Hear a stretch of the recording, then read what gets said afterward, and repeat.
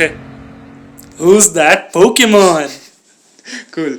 That is the characteristic sound of the W16 powered Bugatti Veyron. Do you know why I'm playing that audio right now? Wait, is that the Veyron or the Chiron? Chiron. I was. No, it's called Chiron. Okay, Chiron. Yeah, a lot of people pronounce it wrong with like Chiron or like Chiron. No, it's called the Chiron. Oh yeah, so is it because of the 300 miles per hour speed record? Yes, the magic number 300. It's done it. Yeah, It's and crossed that speed limit. yes, And that was a big milestone in the automotive industry. And yes, the Bugatti Chiron has done it. And if you actually saw the entire video on YouTube that Bugatti's put out, the actual date on the video is 2nd of August, not 2nd of if September. the car was actually traveling at 300 mph, who the was recording it at that speed? What vehicle were they using? No, it was no vehicle, right? There was just speed recording instruments. So yeah, they record in kilometers an hour and miles per hour. So if you didn't know, Bugatti Chiron, which is Bugatti's flagship model right now, sold for about $2.5 million. Not on sale anymore. Only 500 were built. So all of them sold out within the month in 2016. March was the month. It was launched on 1st of March. And let's talk about the engine, which you just heard the sound of. It's a W16, which is two V8 engines placed side by side, because a large single block W16 would be impossible. And to make that even crazier, the displacement is 8 liters. To put that into perspective, most trucks don't have that displacement. And the Maruti Suzuki cars that you see around you is like between 1 and 1.5 liters max. Yes, that's So- the English we understand. So 8 liters is just insane amount of displacement. And then, so they didn't stop there. They put not one, Okay. not three, Okay. they put 4 turbochargers in one engine.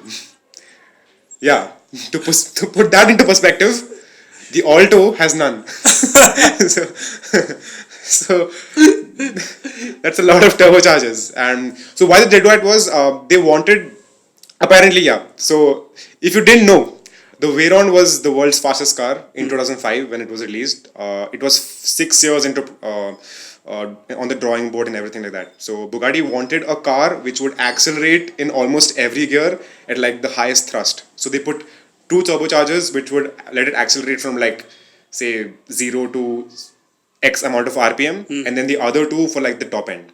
Okay. Because large V8s are actually naturally very lazy engines, and then they have 2 V8s. So to make those lazy engines perform better, they've put 2 turbochargers to wake them up, and then 2 other turbochargers to like let them rev free at high RPMs. So yeah, Bugatti actually does good RPMs, and so the Veyrons, as far as I remember, its top speed record in 2005, where it actually set the record, was I think 250-ish miles per hour. Okay. And then Chiron was released 11 years later. In between, there were like the cars like the Koenigsegg Agera and the Koenigsegg CCX, and then Koenigsegg Regera. The McLaren F1, which was 10 years before the Veyron, actually had a decent speed record, I think 240 miles per hour. So yeah, our speed record breaking has been pretty slow. We've only increased by like 10 miles per hour over the every decade. And so in 2016, when the Chiron was released, it was I think rated for 264 miles per hour. Okay. So yeah, it was fast, but then it was like what 12 or 13 miles per hour faster than the Veyron. But why did they? Why do you think that they took so long to break this record? Which one? The 300 miles per hour? Yeah. Okay, so this is the story. Okay, let's talk a little bit of physics here. Okay, so have you traveled at 100 kmph? Yeah. Cool. Okay, so when you travel at 200 kmph, you feel 3 times the amount of wind hitting you, Okay. right? And then when you do 300 kmph, you feel 3 times of 3 times, which is 9 times the amount of wind hitting you. And then 400 kmph is what the Veyron actually did back in 2005, was just insane amount of wind. So the problem with high speed cars is not the amount of engine power they're producing, it's how slippery they are in the wind. So drag is what they have to reduce. And that's why Bugatti has the shape that it does. It's not because Volkswagen designed that. So yeah, Volkswagen owns Bugatti. And not many people like the design of Bugatti, right? Yeah, because the car was designed almost entirely in a wind tunnel. It was not supposed to be a beautiful car, which it actually is. I think it's a very beautiful car, the Veyron. And I actually think it looks better than the Chiron as well. But okay, that's up to people. Anyway, so the car is entirely designed in the wind tunnel, and what happens in high-speed car is you need to fight the wind more than to fight the tires or the engine, because the engine will rev as hard as you want it to. Just put another turbo on it. I mean, nobody recommends putting more than 2. Bugatti already broke that myth with putting 4, and then now you have a quad turbo W16 8-liter engine producing what, 1,000 horsepower. And yeah, so I mean, yeah, some variants of the Bugatti Veyron Sport also produced, I think, 200 horsepower more. So they were like 1150 or 1200 horsepower. So yeah, power was not the issue even back then. Even back then, they actually could squeeze out, say, 2000 horsepower if they wanted to. But then automotive manufacturers, it's not about power race after you've reached 1000 horsepower. It's about sustained power, right? Because if you're doing 400 kmph, the car is not going to reach it in 20 seconds. It's going to take a while to reach 400 kmph.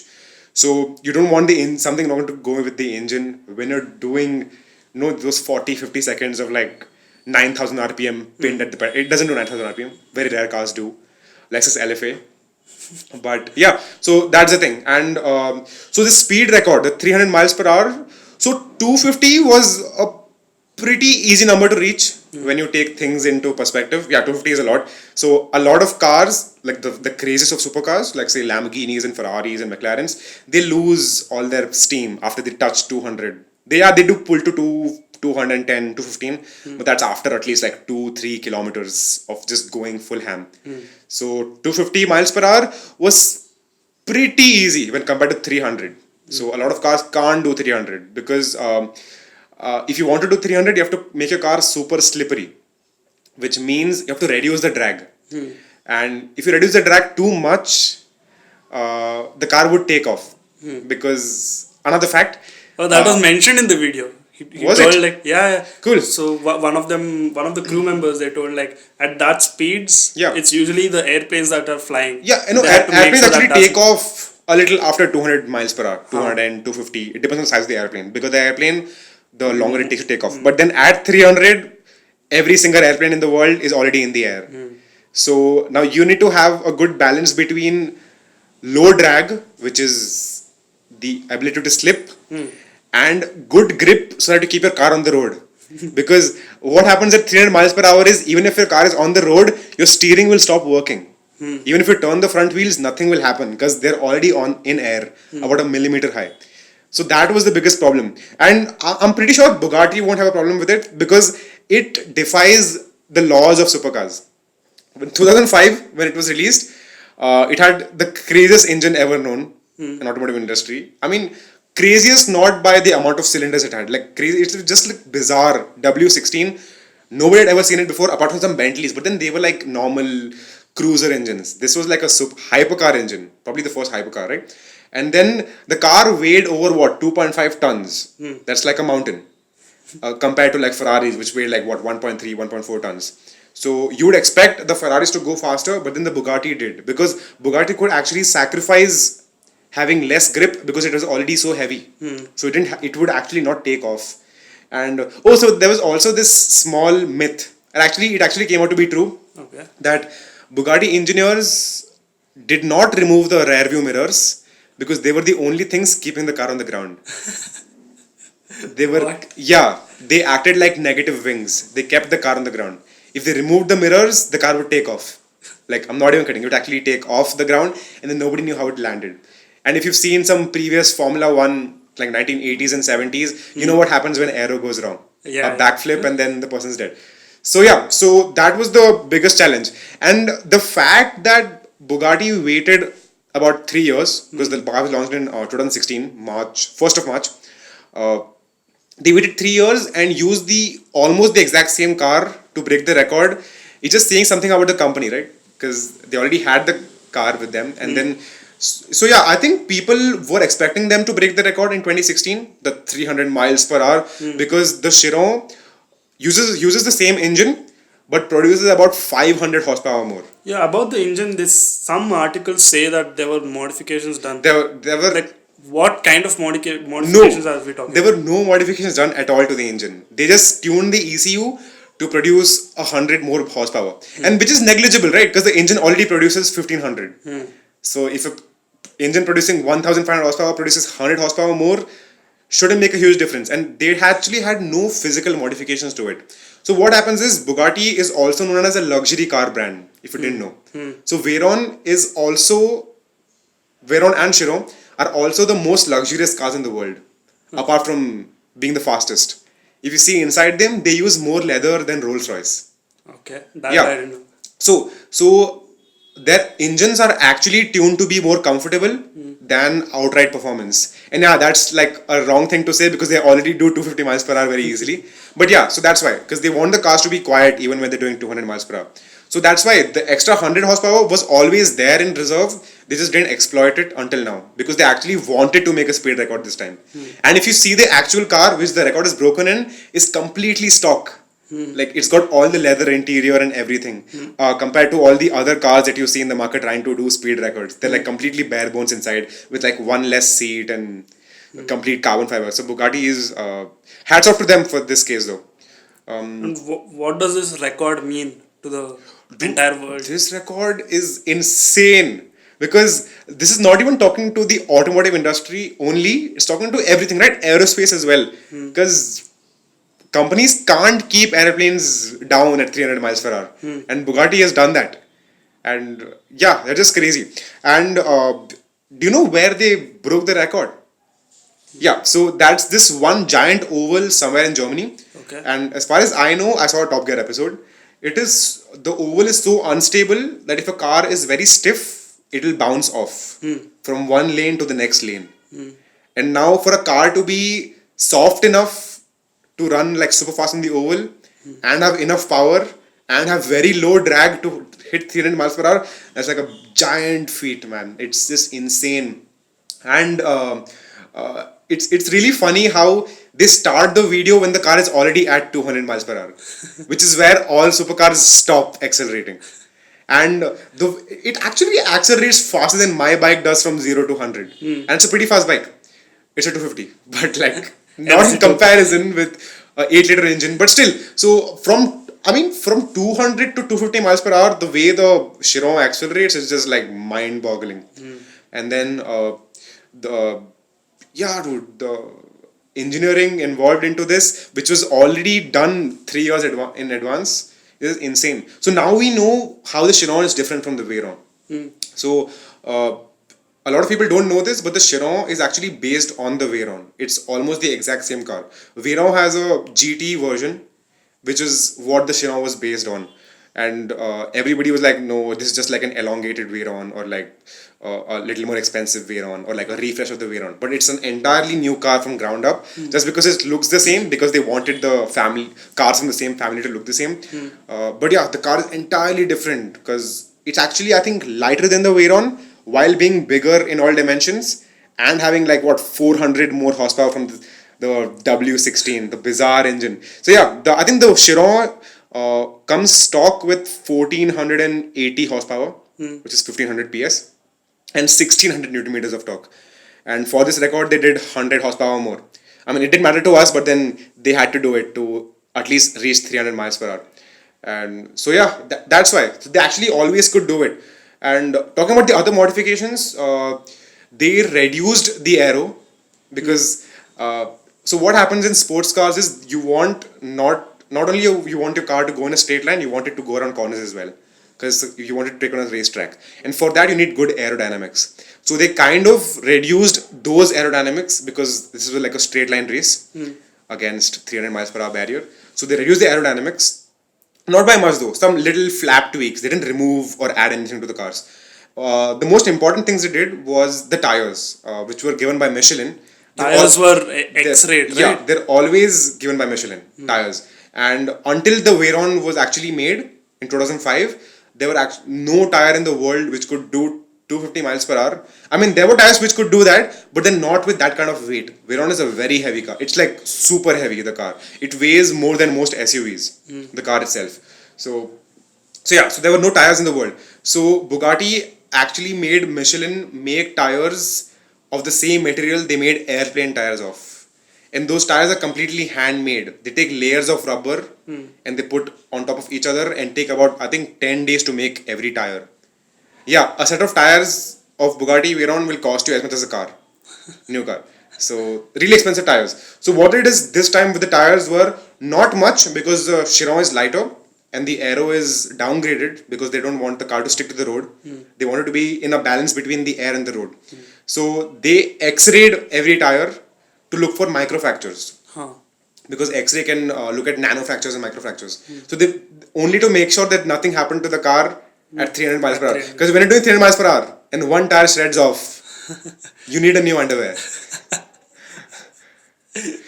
Right? And if you saw the video, the driver was like completely chilled. He was just chilling there, just gunning the throttle, and the car was just accelerating like it's He was nobody's sitting business. really calm. My Right? God. He was like, woohoo, we've done the record. And we're like, okay, the car's doing 300. So, like, yeah, 300 miles per hour is 490 kmph. They could have gone to 500 kmph, but then that's enough for now. They could have. Yeah, they could have. I mean, the thing is, after what they've done, we don't know what else Bugatti can do.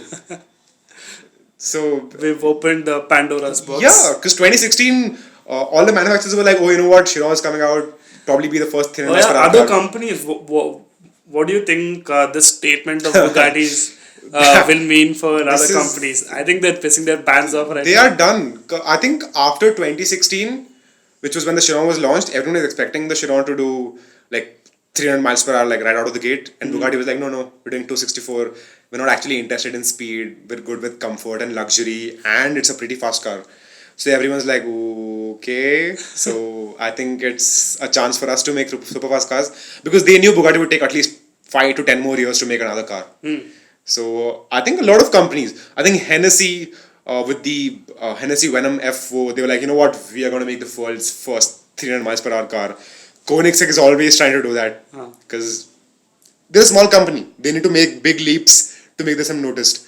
And then SSC, which already made the ultimate aero and the thrust SSC, they've already done the land speed record. I think they broke the sound barrier. I think 1400 kmph. So that company is already, I think, in the final production stage of their car, which is supposed to do 300 miles per hour, which is why I think Bugatti made the record first. Because I think they To be the first one. yeah, so to I think ever- Bugatti waited until the last moment to piss companies off. Because companies were getting there, right? Eventually, our technology will let us get to 300 miles per hour. So I think in the next 5 years, you will be seeing at least 3 cars doing it. But yeah, Bugatti probably waited until now and then broke the record. And the fact that they actually broke it 1 month before they put it out, so shows patience there. Talking about waiting and patience, here in India, we have to wait for another 2 years just to book the Revolt 400. I think it's 2 months. The 2 months, next 2 months, we have to Yeah. wait because it's already sold out. Yeah, cool. What is the Revolt based on? It's based on a Chinese company, right? Super Soko. Yeah, Super Soco. So China has these famous electric motorcycles called Super Soco, and they have the 1.5 kilowatt hour motor. And so the problem with China is if you want your vehicles to be cheap, they should be under 25 kmph of top speed. So you can accelerate like a Ferrari to 25 kmph, but stop there. And they're super tiny. They look like toys, dude. Yeah, so Chinese electric two-wheelers weigh under 50 kilos because they want them to be like super lightweight so that the range is more, right? So electric two-wheelers depend a lot on the weight of the vehicle and how much power the motor is consuming at a continuous speed.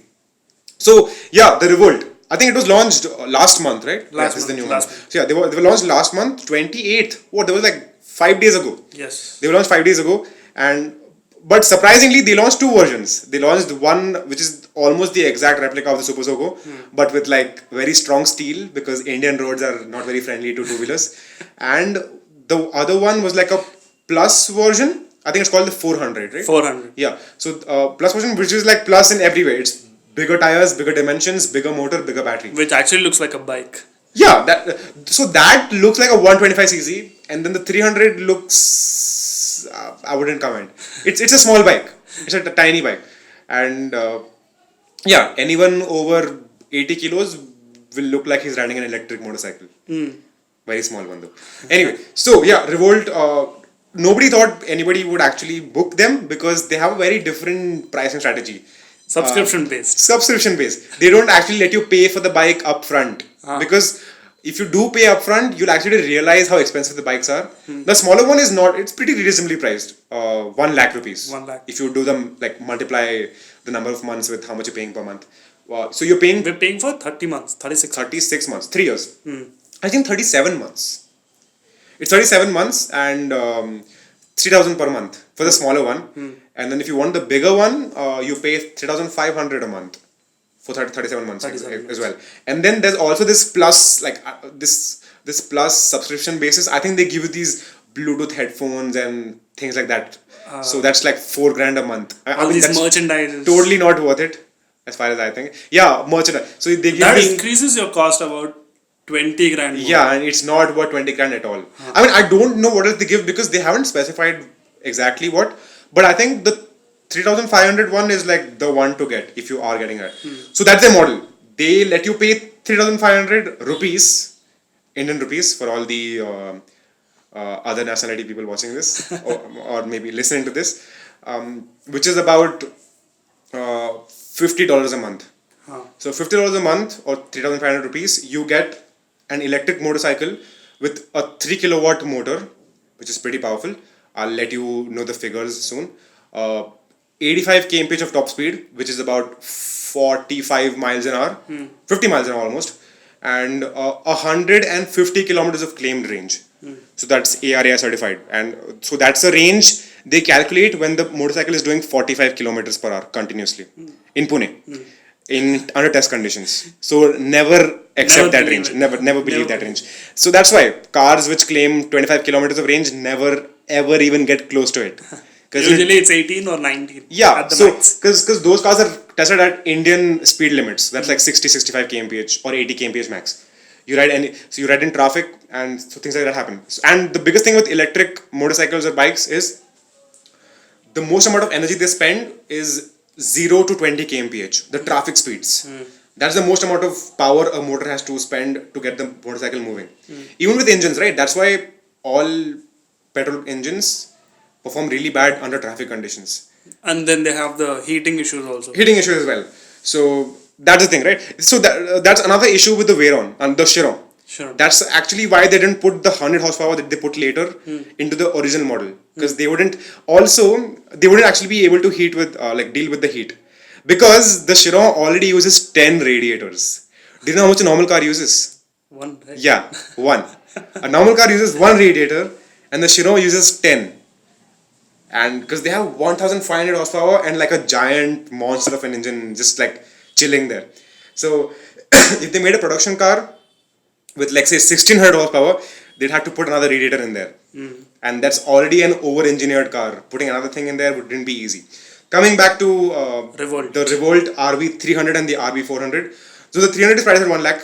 The 400 is priced at I think 1.25 if you do the math. Or 3. Don't take my word for it. It's 3,500 per month, and then the smaller one is 3,000 per month. But I think the 3,000 per month is not a good value, because it uses a smaller rear tire, it uses a smaller frame, smaller wheelbase, half the size of the motor. Batteries are swappable, but it's heavy. It's 20 kilos. 20 kilos, and there's no way you're gonna get it inside the house Yeah. unless you are Have you bulk. if you guys have ever lifted a LPG cylinder? Not the American audience, the Indian audience. If you've ever lifted an LPG cylinder and you've thought this is heavy, then never mind, because those weigh about 16 kilos. And These are exact 20 kilos. 20, I think 19 or 20 kilos. 19 and a half to 20. Depends which which model it is. Yeah. So swappable is just an add-on. It's not a feature. You wouldn't want to do it because it is actually, you can actually charge it at your home. But who would carry give a trolley with it or something? Like, do something, man. 20 kilos of a battery. It's insane. I actually thought there'll be like 2 separate batteries, Nah. but then they're connected. Yeah. But It's not easy. But it's actually one giant pack of. So one giant battery is actually easier to maintain than 2 smaller ones. Even for like longevity. And also, most people have this confusion that, okay, if I'm paying subscription base, that doesn't mean that I get to have this bike after the subscription is done. Like after 36 months, is it still my bike? It is your bike. Yeah. So the thing is, when you get the bike for the first month, it is registered in your name. But it is also kind of registered on the company's name as well. Because they would want you to pay the 36 or 37 months of EMI. And if you don't, they can remotely. But yeah, so if you shut actually down forget, your- if you forget to pay your EMI some month, they'll remotely shut your bike off. So no harm's done, no cops coming to your place, the bike just won't work until you pay. And so you pay for 37 months and then the bike is entirely on your name. And the best part is, for those 36 or 37 months, 3 years, you have free brake pad changes and free tire changes. Tire changes. And those are literally the only maintenance things happening on an electric. And even if you change your mind, you can sell off the bike also. Yeah. Any time in your ownership, you can sell the bike off, and the person buying it will continue with the EMI. But how much that person pays you depends on you. How much you want to charge. If you already paid, like say 45,000 for your bike, you technically shouldn't, unless you're a dick, sell it for 45. Sell it for like say 36 because you've already ridden it for a while. So your EMI gets transferred to that person. And because the bike's registration is all electronic, they can easily change the name of the registry. Name of the registry. Right? So that's how. So that's the ownership of the Revolt. And no, the fact that the company is doing free changes of tires and brake pads, that's I think about not more. I think that's about 6 to 7K in expenses, which is the company is taking on itself. Because the tires will cost at least about 4 to 5 grand for the front and the back. And the brake pads, very occasionally, I think once a year, you actually might have to change them. It depends. The bike is actually pretty lightweight. So at least once in the next 3 years, you'll have to change them, and that'll cost you about 1K extra. Do you think that these kinds of pricing strategies is very advantageous for the EV players in the industry? It actually is, dude. Especially if you take in mind how costly Ather vehicles are. Ather 450 That's- is like 1.5 That is lakh. exactly why the RV is selling. Okay, now let me give you a comparison. So the Ather 450 has a 3.5 kilowatt hour motor, and that thing blew me away for the first time I rode it, and I actually got to ride it before any normal pedestrian got to, because I was close to the Guys, we guys went working at there, Ather, right? We went So I there. got to ride it, and that's a really powerful scooter. I think it's somewhere on par with I think a 150 to 200cc bike. So it actually accelerates that hard. And now the Revolt is 3 kilowatt, just a little smaller. But then Ather's claimed range is 60 kilometers. Claimed. But real world is 45. And Revolt with just a little tinier motor claims 150 kilometers. That's like a big leap, right? So this claimed range also depends on which mode you run. So they have 3 modes, which is like Eco, and then Medium, and then Power. Sport, Something like that, Sport. So Sport does 80 to 90 kilometers per charge, which is also pretty respectable. I can go to my college at least 4 times with that amount of charge. That's like how many kilometers? Realistic. So the 20 kilometers per day I travel. And that's how much a person usually should travel. If you travel more than that, shift your house, people. Go get closer to your work destination. You should not travel more than 10 Or kilometers. use the public transport. Or You're actually, much maybe that's better in off. case of if you're living in Bangalore. I don't know how other cities respond to kilometers and amount of time taken in traffic. But yeah, in Bangalore, 10 kilometers result in about 1 hour. If you know the gullies. If you know the main roads, then too bad. Like I take 1 hour to get from my home to our studio. Yeah. Which is like 5 kilometers away. So if you do use the main roads and if you're driving a car, check out our podcast. Listen to it. It's a pretty cool thing to listen to. Pretty informational as well. That was like a very... Okay, never mind. Continuing. Where were we? Performance figures. Performance. So the RV400 is almost on par with the Ather because I'm pretty sure it weighs under 100 kilos or something around that. Because electric manufacturers have to control the weight of the motorcycle more than anything else. To get better performance. And battery life, right? Because electric is all about battery life. Performance, I mean, people can live with even if it's pretty mediocre, but battery life is something very important. If it lasts you like 40 kilometers and then you have to charge for 6 hours, 8 hours, people will have a problem with it. And with Revolt, you don't have to worry about the battery's life because it's swappable. Yeah. And like you don't have to worry That's the about best. wear That's the and tear. best. Okay, let me tell you a life hack. So, what happens with even lithium batteries, which Revolt is using, which is a crazy thing because you cannot use lead acid at that price and in 2019. So you're using lithium batteries, but then after 1,000 charge cycles, which is about 3 years if you charge your motorcycle every day. And I have no idea why you would ride your motorcycle for 90 kilometers a day, but then, I mean, that's up to you. So that's about 3 years. But then after 3 years, the efficiency of the battery will reduce to drastically. It'll go down to about 60%. So then your range will be about 45, right? But you don't have to worry about that because Revolt has a swappable battery and you can actually pay for a battery swap. So this is a life hack. So if your battery is getting old, Don't sue us. don't sue us, but if your battery is getting old, just go to one of these swapping stations and just swap the battery and you have a fresh battery with you. Thank us later. Thank you later. Yeah, so if you're actually going to buy a Revolt and you've made up your mind after I've said this, then I'll just link my Google Pay account. You can pay me some money. Anyway. Or you can ask Revolt to sponsor us. Yeah, you guys can just subscribe and like our channel. Yeah, hit the bell icon. The reason this is all not flawless is because this is our first video and we're trying to fluidize things. That's a new word. I just created it. We don't even have a intro music yet. We're still working on that. I mean, we might actually. Let's see. Let's put some music in right now. Right. Back. We're back. We're still annoying you. Cool. So yeah, this is our podcast. We call it the And Ignition Channel Podcast because we are too lazy to name it, and this is the name of our channel, And Ignition Channel. If you're thinking what And Ignition is, you are as clueless as we are. Yes. And this is going to be coming very frequently. I can't promise every day of the week or a particular day We of the don't week. have a timetable yet. We actually don't want to have a timetable because then we'll be actually forced to make a podcast when we don't want to. But then the thing is, we're already in the automotive industry, so we get a lot of news continuously. So every time we have a decent amount of news which we can deliver in a fun way, we'll try to get a podcast out, which is I think should be every 4 days. But don't take my word for it. Not on Sundays, but that's my day off. And so yeah, that's it. If you like the podcast, you know what to do. Yes. Because I don't. Bye bye.